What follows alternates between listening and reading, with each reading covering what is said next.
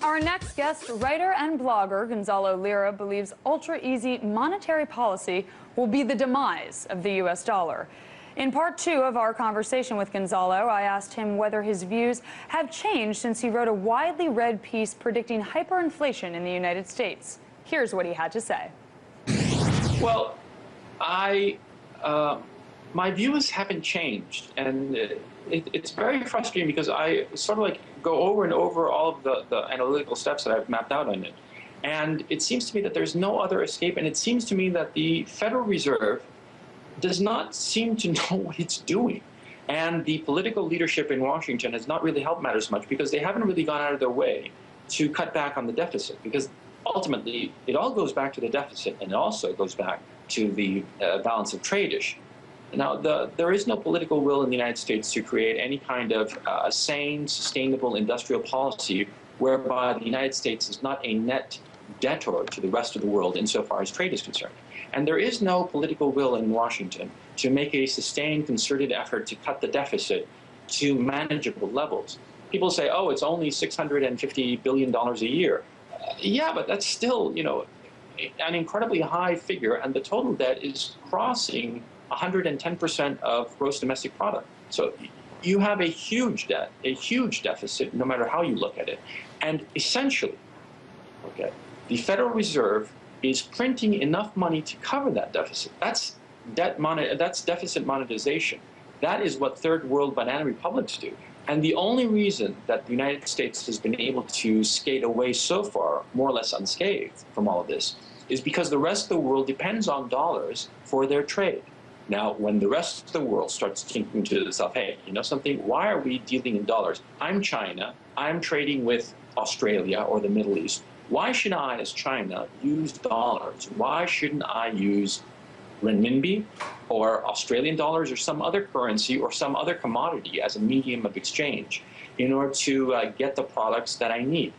And that day, when enough people, enough countries outside the United States start thinking that they can get by without the dollar and start to rotate into some other mechanism of exchange, that is the end of Bretton Woods 2, I think that that would be the point where you'd start to see a run on the dollar.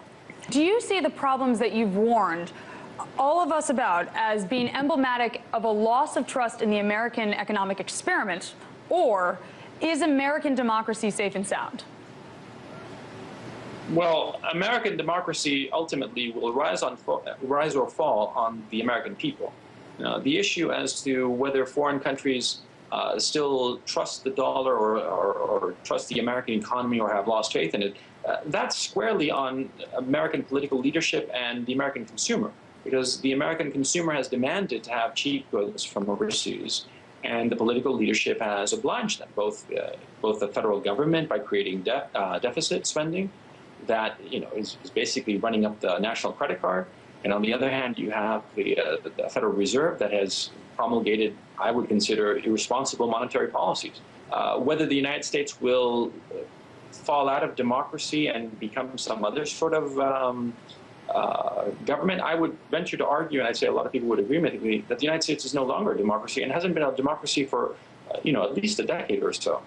The United States, to me, it seems, is more, I would call it a kleptocratic oligarchy, where you have very rich people who more or less control the political process, especially after Citizens United versus the Federal Trade Commission, Federal Election Commission, and whereby a company can spend literally unlimited amounts of money in order to get somebody elected, on the one hand. And on the other hand, you have the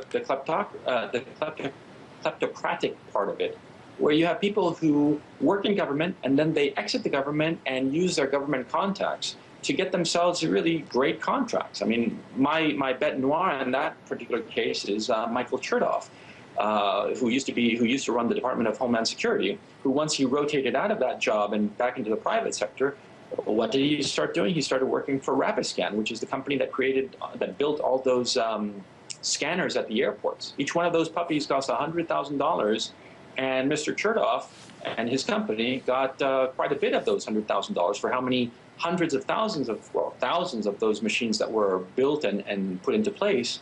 And, everybody knows that those machines were perfectly useless. They were just, terrorism theater, security theater, not real. But yet he used his position to enrich himself.